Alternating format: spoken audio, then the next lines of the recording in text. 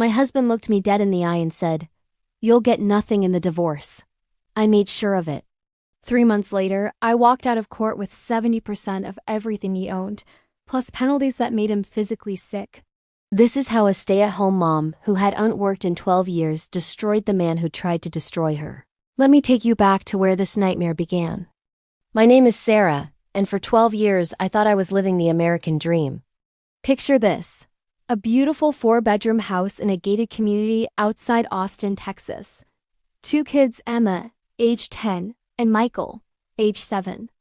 A golden retriever named Buddy, weekly date nights, family vacations to Disney World, and my husband, David, successful corporate attorney. 6-figure salary.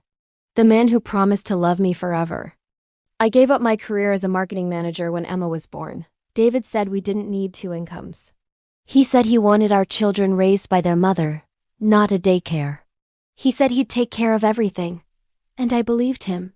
For 12 years I managed our home, raised our children, coordinated every aspect of our family life while David climbed the corporate ladder. I didn't question why I wasn't on any of the bank accounts. I didn't wonder why the house was only in his name. I trusted him completely. That was my first mistake.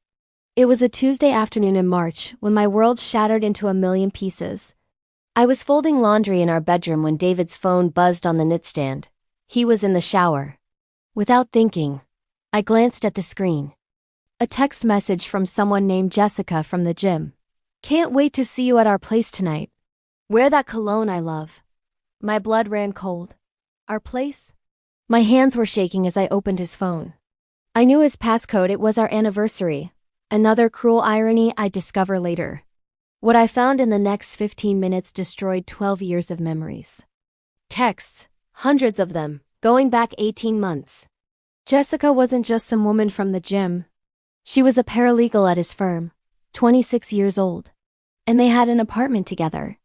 An apartment he was paying for with money I thought was going into our retirement fund.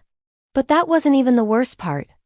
As I scrolled through their messages, my heart pounding so hard I thought I might pass out, I found something that made my blood turn to ice. A conversation from 3 weeks earlier. David: "I'm going to ask for the divorce next month." Jessica: "What about Sarah? Won't she take half of everything?" David: "I've been preparing for this for 2 years. She won't get a dime. My lawyer set everything up perfectly. She's been out of work for too long. No judge will give her anything substantial. And the assets? Protected." Jessica: "You're so smart, baby. This is why I love you." David: "She never suspected a thing. Dumb little housewife." I read that message 3 times. Dumb little housewife. The man I'd sacrificed everything for, the father of my children, had been systematically planning to leave me destitute while playing house with his mistress. I heard the shower turn off. In that moment, something inside me broke. But not in the way David hoped. I didn't break down. I woke up. I put his phone back exactly where it was. When David came out of the bathroom, towel around his waist, I was sitting on the bed, folding his shirts. "Hey, honey," I said, smiling. "How was your shower?" "Fine," he said, barely looking at me. "I have to work late tonight." "Don't wait up." "Of course," I replied sweetly. "I'll keep dinner warm for you." He kissed me on the forehead. The same way he kissed me for 12 years. Like I was a pet, a loyal, stupid pet who'd never bite back. As soon as his car pulled out of the driveway, I called my sister Rachel. "I need a lawyer," I said. "The best divorce attorney in Texas. And I need one today." Rachel didn't ask questions. She'd never liked David. "There's a woman," she said. "Margaret Chen. She's expensive. She's ruthless. And she makes men like David cry." "Perfect," I said. "Set up a meeting." Margaret Chen's office was in downtown Austin, floor-to-ceiling windows overlooking the city. She was 50-something, impeccably dressed, with eyes that could cut glass. I told her everything. Showed her the screenshots I'd taken of David's messages. Told her about the hidden apartment, the affair, his plans to leave me with nothing. Margaret listened without interrupting. When I finished, she leaned back in her leather chair and smiled. It wasn't a warm smile. Mrs. Harrison, she said, your husband has made a critical error. What's that? He underestimated you. Men like him always do. She opened her laptop. Now let's talk about what you know about your family's finances. I don't know anything, I admitted, feeling ashamed. He handles everything. I don't even have access to the bank accounts. That's fine, Margaret said. That actually works in our favor. Let me explain something about Texas law. We're a community property state. Everything acquired during the marriage belongs equally to both spouses. Your husband has been hiding assets and planning this divorce while you operated in good faith as his wife. She leaned forward. The judges don't like that. They don't like it at all. Here's what we're going to do, Margaret said. You're going to go home and act like nothing is wrong. Can you do that? I nodded. Good. While you do that, I'm going to hire a forensic accountant. We're going to find every penny your husband has hidden, every secret account, every asset he thinks he's protected. And then we're going to bury him with it. How long will that take? I asked. 2 months, maybe 3. Can you keep up the act that long? I thought about that text message. Dumb little housewife. I can do it for as long as it takes, I said. And I meant it. The next 2 months were the hardest of my life. Every morning, I woke up next to a man I despised. Every evening, I cooked dinner for someone actively plotting my destruction. Every night, I pretended to sleep while he texted his mistress in our bathroom. But I played my role perfectly. I was the dutiful wife. I ironed his shirts. I smiled when he came home. I never asked questions about his late nights or weekend business trips. Meanwhile, Margaret's team was digging. And what they found was explosive. While I was playing the perfect housewife, my attorney was uncovering a web of financial deception that would make my husband, Asa Farrell, look like a parking ticket. What we found would change everything. Her name was Linda Wu, and she looked like someone's sweet grandmother. But Linda could find money hidden in places most people didn't know existed. After 6 weeks of digging, she called Margaret and me into her office. This is going to take a while, Linda said, opening a presentation on her computer. You might want a coffee. What she showed us over the next 3 hours made my head spin. David hadn't just been hiding assets.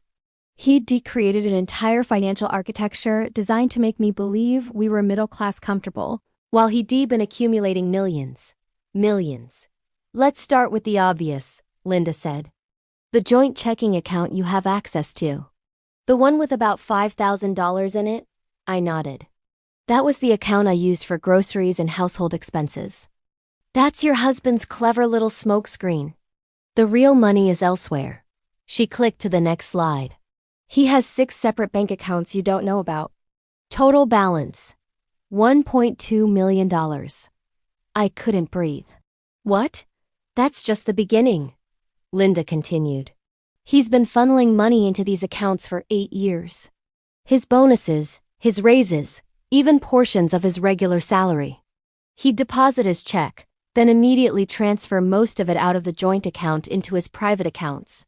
Margaret was taking notes, her expression grim. Then there's the retirement accounts, Linda said. His 401k has $700,000.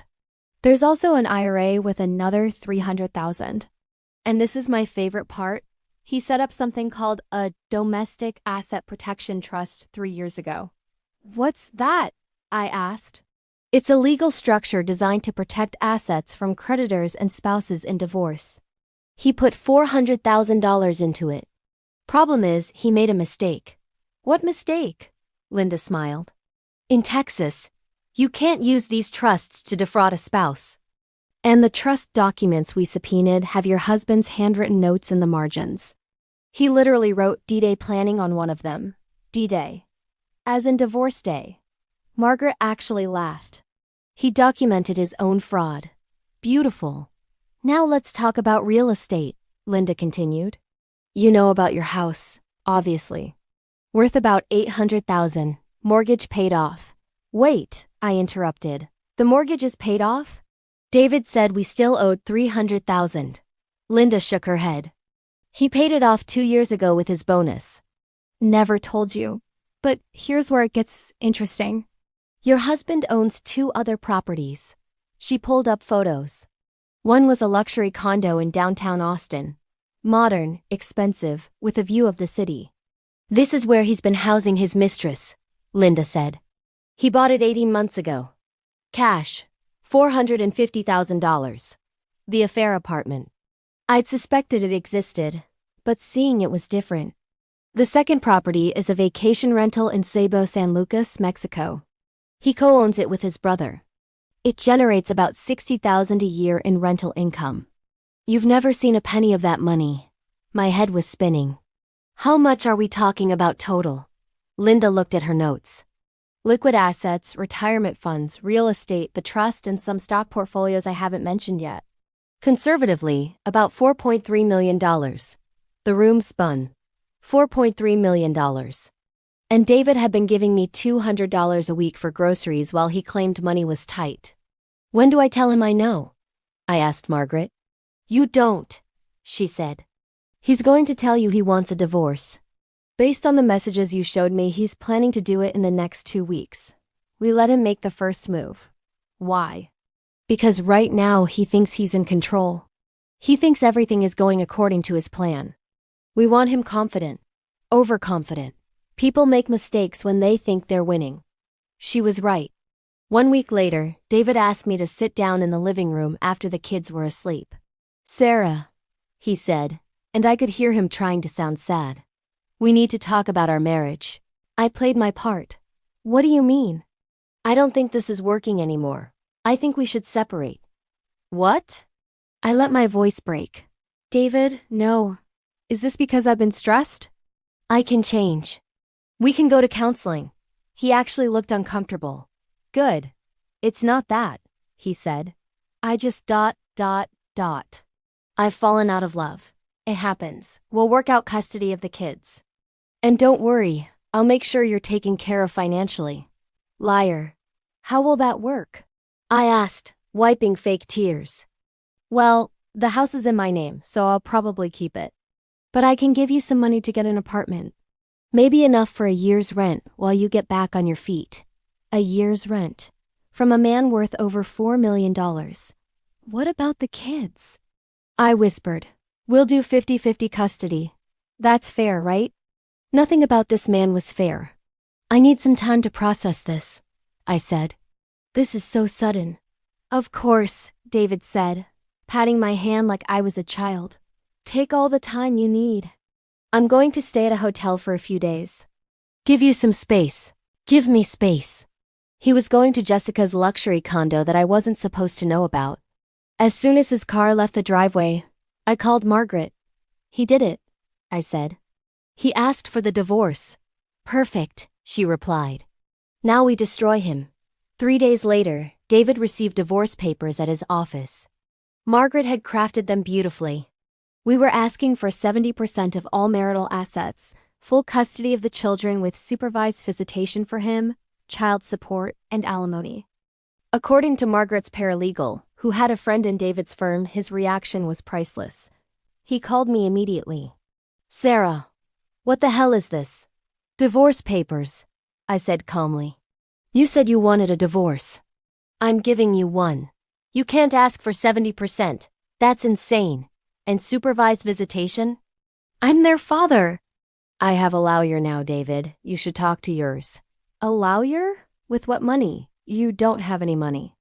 "Rachel helped me," I said, which was partially true. Rachel had recommended Margaret. "This is ridiculous," David sputtered. "No judge is going to give you anything close to this. You haven't worked in 12 years.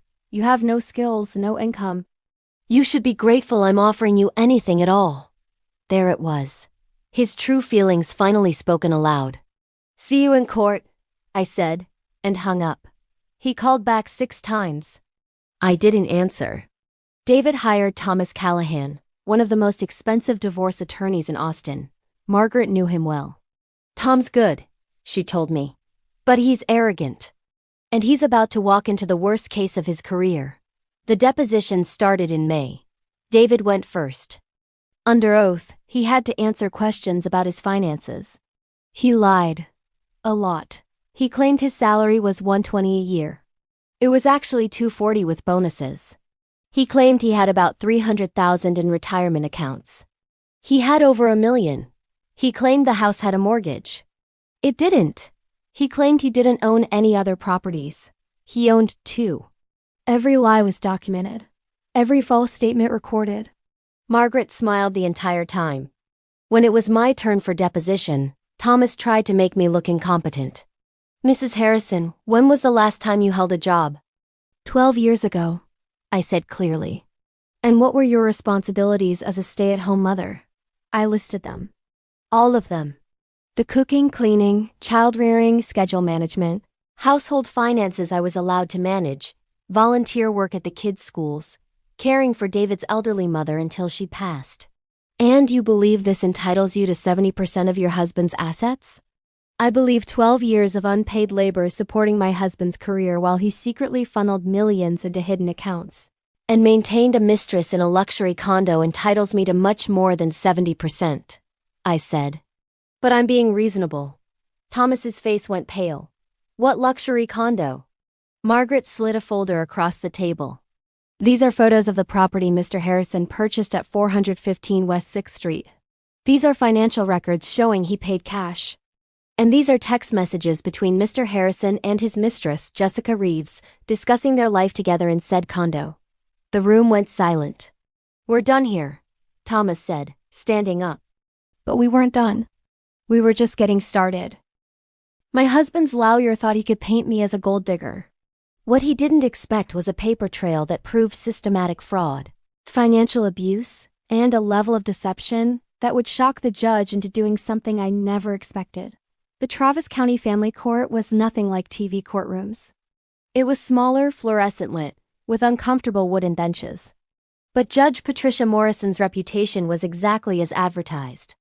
She was a 62-year-old former prosecutor who spent 30 years putting criminals behind bars before moving to family court. She didn't suffer fools, didn't tolerate lies, and according to Margaret, she had a particular hatred for cheating spouses who tried to hide assets. She's perfect for us, Margaret had said. Absolutely perfect. The trial was scheduled for 3 days. David sat at his table with Thomas Callahan, looking confident in his expensive suit. He kept glancing at me like he was waiting for me to break down. I didn't give him the satisfaction. Judge Morrison entered. We all stood. Let's make this quick, she said, settling into her chair. I've reviewed the preliminary filings. Mr. Callahan, your client has some explaining to do. Thomas cleared his throat. Your Honor, this is a simple divorce case being complicated by my opposing counsel's aggressive tactics. Mr. Callahan, Judge Morrison interrupted.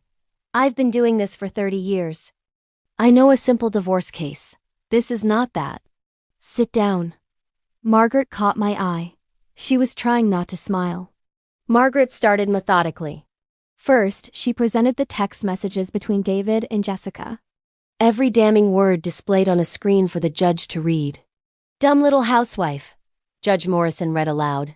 Mr. Harrison, did you write this? David shifted uncomfortably. Your Honor, those were private messages taken out of context.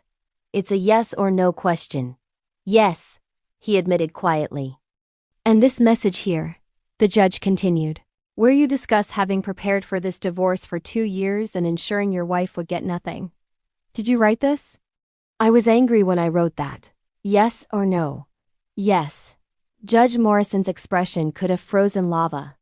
Next, Margaret called Linda Wu to the stand. For 90 minutes, Linda walked the court through every hidden account, every secret asset, every financial maneuver David had made to hide wealth from his wife.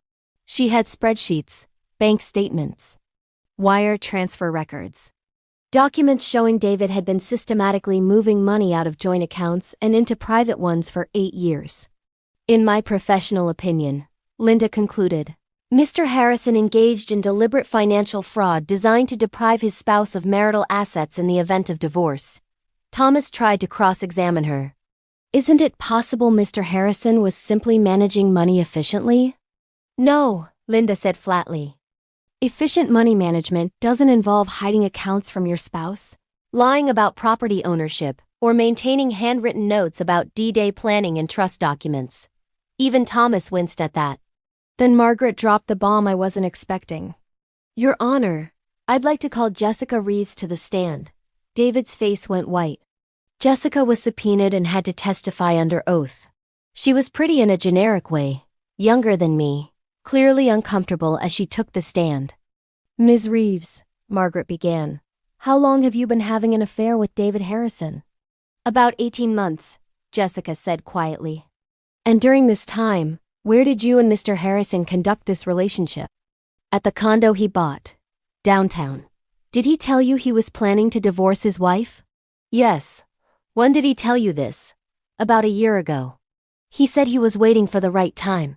Margaret pulled out more documents. These are credit card statements showing Mr. Harrison spent over $100,000 on you during your affair. Jewelry, clothes, a car, the condo furnishings. Did you know he had a wife and children while he was spending this money on you? Jessica's eyes filled with tears. Yes. He said his marriage was over. He said Sarah didn't understand him. He said they hadn't been intimate in years. I almost laughed. We'd had sex 3 days before I found those text messages. Did Mr. Harrison tell you he was hiding money from his wife? Thomas shot up. Objection. Calls for hearsay. It goes to the witness's knowledge of Mr. Harrison's intent, Your Honor, Margaret countered. I'll allow it, Judge Morrison said.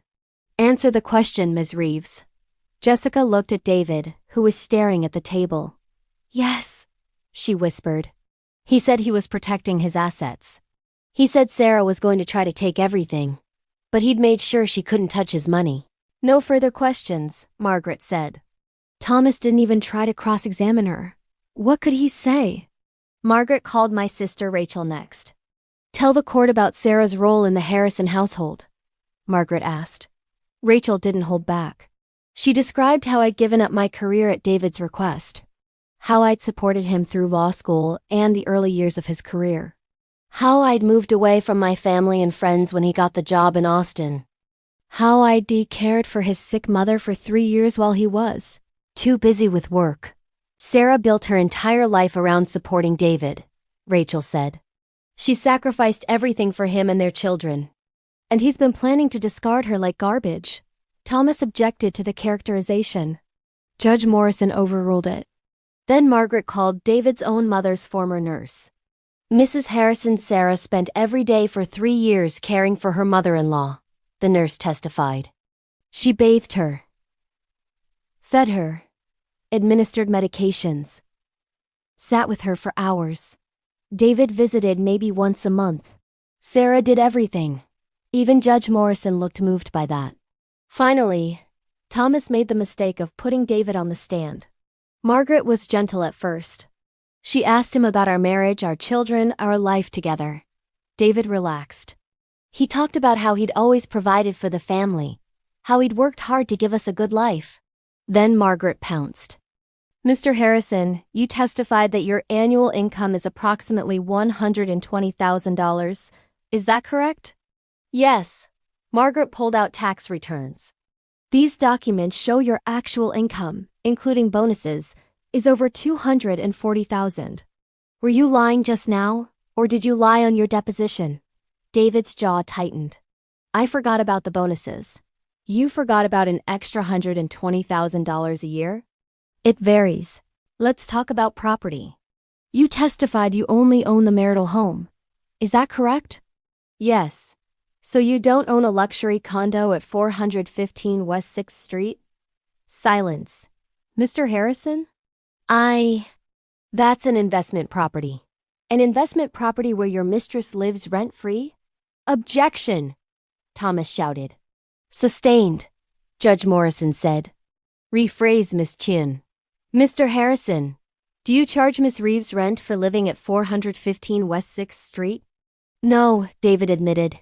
And do you own a vacation property in Ciebio San Lucas? That's co-owned with my brother. Yes or no? Yes. So you lied about only owning the marital home? I didn't think those counted. You're under oath, Mr. Harrison. Everything counts. For the next hour, Margaret systematically destroyed every lie David had told. About his income, about his assets, about his retirement accounts, about the paid-off mortgage he'd claimed was still active. By the end, David was sweating, his confident demeanor completely shattered. "One final question," Margaret said.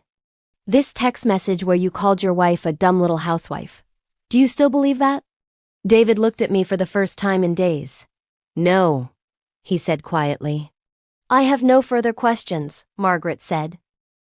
After 3 days of testimony that exposed every lie, every hidden account, and every cruel intention, the judge did something that made my husband's lawyer literally gasp in court. What happened next changed my life forever. Judge Morrison took a full day to review everything before issuing her ruling. Margaret told me this was a good sign. If she was going to split things 50-50, she wouldn't need a day, Margaret explained. She's calculating something. And I think it's going to be favorable. The courtroom was packed when we returned for the judgment. Word had spread about the case, the lying husband, the hidden millions, the affair. People from other cases actually stayed to hear the verdict. David sat with Thomas, looking like he'd aged 10 years and 3 days. I sat with Margaret, my hands folded calmly in my lap. Judge Morrison entered. Everyone stood. "Please be seated," she said. "I'm ready to issue my ruling in the matter of Harrison v. Harrison." You could hear a pin drop. "I've been a judge for 15 years, she began, "and I've seen a lot of bad behavior in divorce cases. But this case represents something particularly egregious. Mr. Harrison didn't just hide assets from his wife. He engaged in systematic, calculated fraud designed to leave Mrs. Harrison destitute while he maintained a comfortable lifestyle with his mistress." David's face was red. "The evidence shows that Mr. Harrison has been planning this divorce for at least 2 years.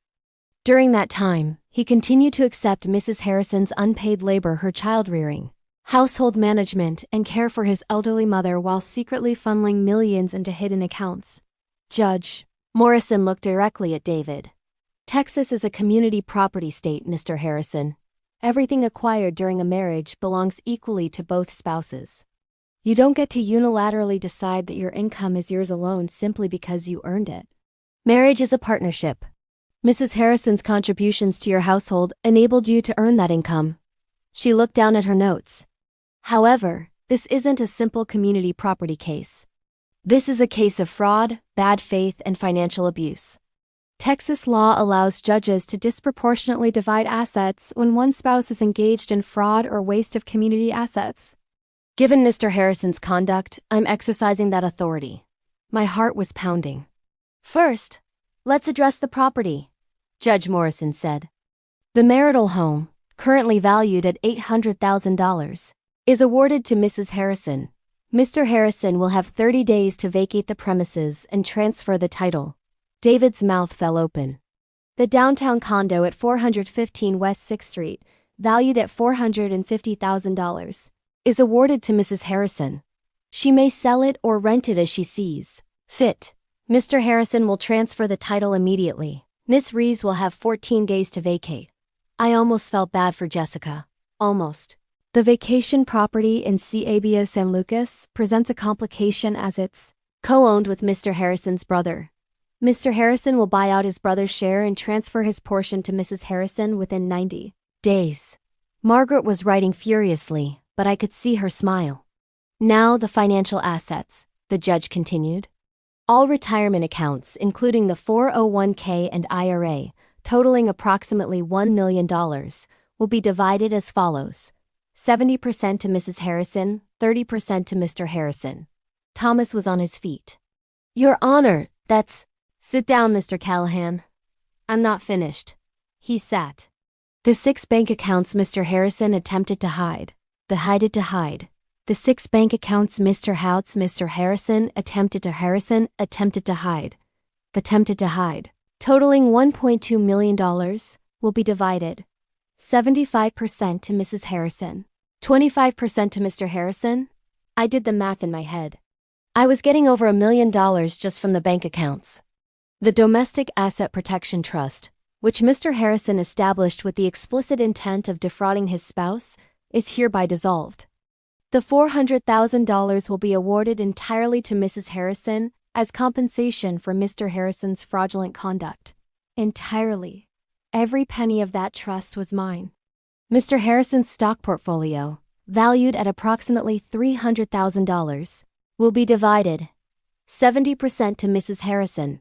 David looked like he might throw up. Now, regarding the minor children, Judge Morrison said, and her tone grew even sterner.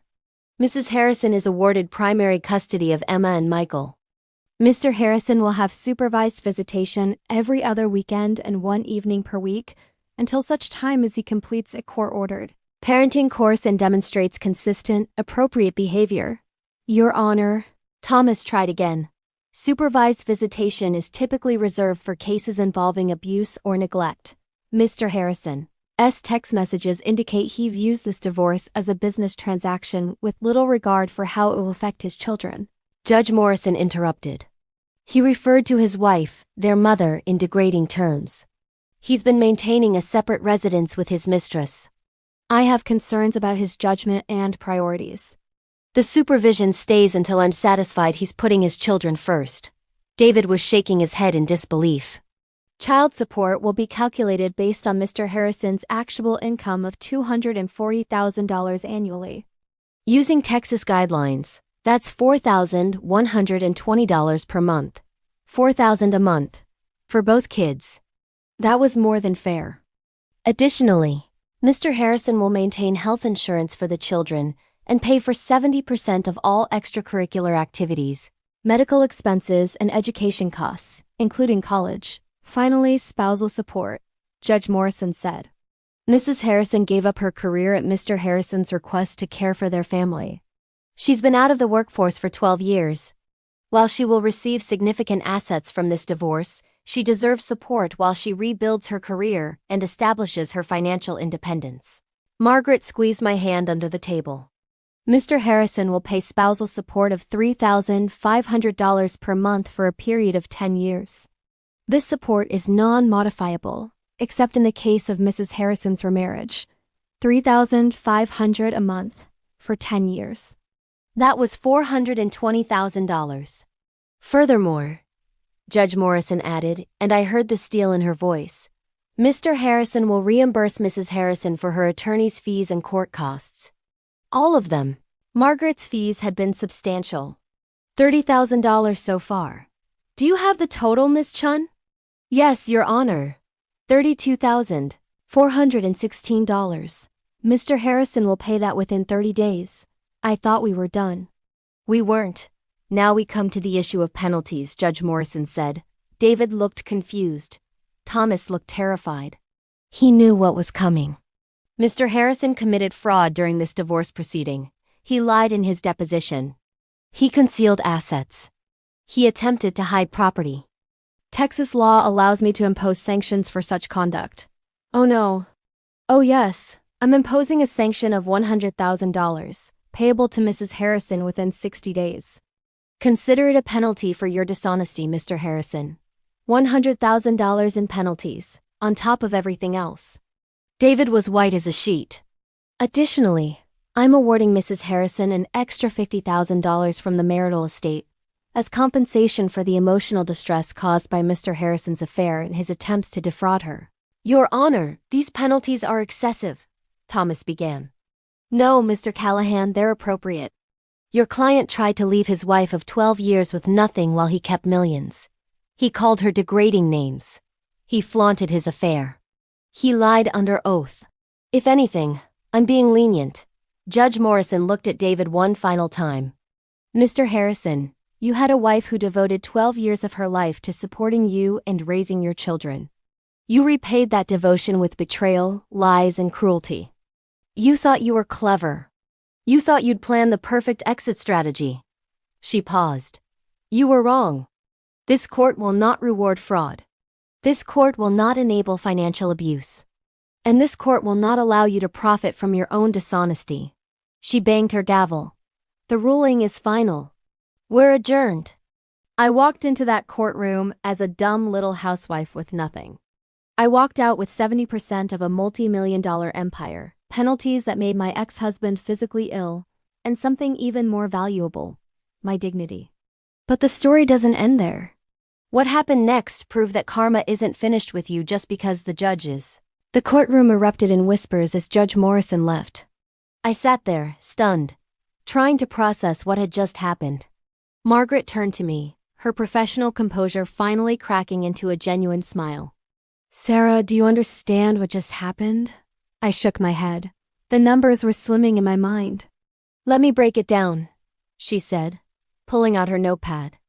The house, $800,000. The downtown condo, $450,000. The CABO property, approximately $300,000. That's $1.55 million in real estate alone. She continued calculating. 70% of the retirement accounts, $700,000. 75% of the bank accounts, $900,000. The entire trust, $400,000. 70% of the stocks, $210,000. My head was spinning. Then add the penalties, $100,000. The emotional distress award, $50,000. And he has to pay your legal fees, $32,000. She looked up at me. Sarah, you're walking away with approximately $3.8 million. Plus child support of over $49,000 a year. Plus spousal support of $42,000 a year for 10 years. I couldn't speak. And David? He's keeping about $1.2 million. From an estate worth over $5 million total. You got 76% when we factor in the penalties. Across the courtroom, David was slumped in his chair. Thomas was packing his briefcase with sharp, angry movements. I stood up. My legs felt shaky, but I was steady. As I walked past David's table, he looked up at me. His eyes were red. Sarah, he said quietly. Please, can we talk about this? I stopped. Looked down at the man who'd called me a dumb little housewife. The man who'd planned to leave me with nothing. The man who'd thought he was so clever. No, I said simply. Talk to my lawyer. And I walked out of that courtroom with my head held high. The next week was a blur. David had to move out of our house, my house now, within 30 days. I watched from the window as he loaded boxes into a U-Haul. Jessica nowhere to be seen. The kids were confused at first. Emma, my 10-year-old, asked me why Daddy was leaving. Sometimes adults make mistakes, I told her. And sometimes those mistakes mean things have to change. But Daddy still loves you, and I love you, and that will never change. It wasn't the whole truth, but it was enough truth for a 10-year-old. Michael, at 7, just wanted to know if Buddy the dog was staying with us. When I said yes, he seemed satisfied. Margaret had warned me that David would try to appeal. He did. His appeal was denied within 2 weeks. Judge Morrison's ruling was airtight. The money started transferring. First the bank accounts, then the retirement fund rollovers. The property titles. I opened a new bank account, my own bank account, and watched the numbers grow. Numbers I'd earned through 12 years of unpaid labor. Numbers David had tried to steal from me. I wasn't rich, not by billionaire standards, but I was secure. My children were secure. And I would never depend on a man's honesty again. 2 weeks after the judgment, Jessica called me. I almost didn't answer. But curiosity won. Sarah? Her voice was small. It's Jessica. Please don't hang up. You have 30 seconds, I said. I just ... I wanted to apologize. I know it doesn't matter now, but I'm sorry. I was stupid. I believed everything he told me. He told you I was a dumb housewife who didn't deserve anything, I said. Did you believe that too? Silence. David left me, she finally said. After the judgment, he said I ruined his life. He said if I hadn't been so obvious with the texts, you never would have found out. I almost laughed. Of course he blamed her. He's not who I thought he was, Jessica continued. He's mean and cheap. He won't even help me with moving expenses from the condo. That's not my problem, I said. I know. I just ... I wanted you to know I'm sorry. You didn't deserve what we did to you. I thought about that for a moment. You're right, I said. I didn't. But thank you for being stupid enough to keep those text messages. You actually did me a favor. I hung up. Later, I learned through mutual acquaintances that Jessica had been fired from David's law firm. The partners didn't appreciate the scandal. She'd moved back to her hometown in Oklahoma. I didn't feel bad for her. Play stupid games, win stupid prizes. But David's consequences were just beginning. A month after the divorce was finalized, I got a call from Margaret. "You're not going to believe this," she said, barely containing her laughter. "What?" David's firm found out about the hidden accounts. Apparently, some of that money was from client settlements he'd been skimming. My jaw dropped. He was stealing from clients? Not exactly stealing. But he was supposed to disclose certain fees and he didn't. The Texas bar is investigating him for ethics violations. Karma was working overtime. 2 months later, David was suspended from practicing law for 2 years. His income disappeared overnight. He tried to get the child support modified, claiming hardship. Judge Morrison denied it. "You have over $1 million in assets, Mr. Harrison," she told him in the hearing I attended. "You can afford to support your children." Without his law career, David took a job as a contract compliance officer for a tech company, making $70,000 a year. Less than a third of what he used to make. He had to sell his car, move into a smaller apartment, cancel his country club membership. Every month he sent me $4,000 in child support and $3,500 in alimony. Every month I deposited into college funds for Emma and Michael. 6 months after the divorce, I did something I hadn't done in 12 years. I got a job. Not because I needed the money, but because I wanted to. I wanted to prove to myself, and to David, if I'm honest, that I wasn't a dumb little housewife. I reached out to my old contacts in marketing. The industry had changed a lot in 12 years, but my skills were still relevant. And my story, the woman who'd outwitted her husband's financial schemes, made me memorable in interviews. "You've got grit," one hiring manager told me. "Anyone who can navigate a divorce that complex can handle corporate politics." I got hired as a marketing director at a mid-sized tech firm. $75,000 a year to start. Not amazing, but it was mine. Earned by my skills, my intelligence, my work. The kids adjusted. Emma joined the debate team at school and started talking about becoming a lawyer. "Like you, Mom," she said. "Fighting for people who need help." I didn't correct her that I wasn't a lawyer. I just hugged her. Michael started asking questions about money. How to save it, how to invest it, how to make sure no one could take it away. "Money is a tool," I told him. "It's not good or bad. But how you use it shows who you are. Your father used it to hurt people. We're going to use it to build something better." I set up trusts for both kids. College funds that David couldn't touch. Investment accounts that would grow over time. I bought myself a new car. Nothing fancy, a reliable Honda CR-V. But it was mine. Titled in my name. Paid for with my money. I redecorated the house. Got rid of everything that reminded me of David. New furniture, new paint. New memories. I started dating again after a year. Nothing serious. I wasn't ready for serious. But it felt good to remember that I was more than a wife and mother. I was Sarah. I was interesting. I was desirable. And I was finally, truly free. 2 years after the divorce, I ran into David at Emma's middle school graduation. He looked older, tired. His suit was off the rack instead of tailored. He'd gained weight. "Sarah," he said, approaching me carefully. "You look good." "Thank you," I said politely. "The kids seem happy." "They are." Awkward silence. I wanted to say double quotes he started, then stopped. I wanted to apologize. For everything. "You didn't deserve what I did to you." I looked at this man I'd spent 12 years with, the father of my children, the person who'd tried to destroy me. "You're right," I said. "I didn't deserve it. But thank you for underestimating me. It was the best thing you ever did for me." His face crumpled a little. "Are you happy?" he asked quietly. I thought about my job, my financial security, my independence, my kids thriving, my life that was entirely mine. "Yes," I said honestly. "I really am. Are you?" He didn't answer. Just walked away to find his seat. Alone. Jessica was long gone. His career was in shambles. His money was mostly gone. His children called me for everything and him only when required. He tried to take everything from me. Instead, he'd lost everything himself. I'm sharing this story because I want other women to hear it. Other men too.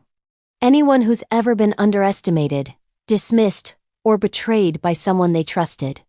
You are not powerless. When David called me a dumb little housewife, he revealed everything about himself and nothing about me. His arrogance was his weakness. His cruelty was his downfall. I didn't win because I was smarter than him. I won because I found the right help, documented everything, and refused to accept his narrative about my worth. If you're in a marriage where you don't have access to financial information, get access. If your spouse dismisses your contributions, document them. If you suspect infidelity or hidden assets, trust your instincts. And if someone tries to take everything from you, fight back.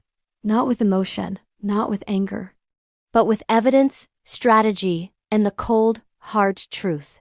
The legal system isn't perfect, but it does protect people who operate in good faith. David's mistake wasn't just betraying me. It was documenting his betrayal. Those text messages saved my life. David still pays child support and alimony every month. He'll be paying alimony for another 8 years. He's working his way back toward his law license, but the suspension stays on his record forever. Jessica, last I heard, got married to someone else and moved to Tulsa. I hope she learned something from our situation. I doubt it, but I hope. The kids are thriving. Emma is 14 now and wants to study law at Stanford. Michael is 11 and has already started a small lawn mowing business in our neighborhood. He saves every penny. As for me, I'm the head of marketing at my company now. I make 6 figures. I have financial security I built myself. I own property in my name. I have investments and retirement accounts that no one can touch. And I'm dating someone, a high school teacher named Marcus, who thinks my story is badass and treats me like an equal partner. We're taking it slow, but it feels right. Most importantly, I'm happy. Genuinely, deeply happy in a way I never was with David. Because happiness isn't about how much money you have. It's about knowing your worth and refusing to let anyone diminish it. 3 months ago, I got a letter from David's attorney. He wants to reduce the alimony payments, claiming financial hardship again. Margaret and I had a good laugh about that. Should we fight it? I asked. Oh, absolutely, Margaret said. He signed a non-modifiable agreement. Judge Morrison was very clear. But even if we couldn't fight it legally, we should fight it on principle. The hearing is next month. I'm not worried. Because here is what I learned through all of this. The people who try to take everything from you are usually the ones who end up with nothing. David thought he was 10 steps ahead. He thought he'd planned the perfect crime. He thought I was too stupid to fight back. He was wrong about all of it. And now, every month when he writes those checks, he's reminded of exactly how wrong he was. Some people call it revenge. I call it justice. Either way, it tastes pretty damn sweet. But the story doesn't end there. 6 months after David's latest attempt to reduce alimony, something happened that proved karma still wasn't finished with him. What the IRS discovered about his hidden accounts made our divorce look like a parking ticket. Want to know what happened? Hit subscribe and stay tuned for part 2. When the IRS came knocking,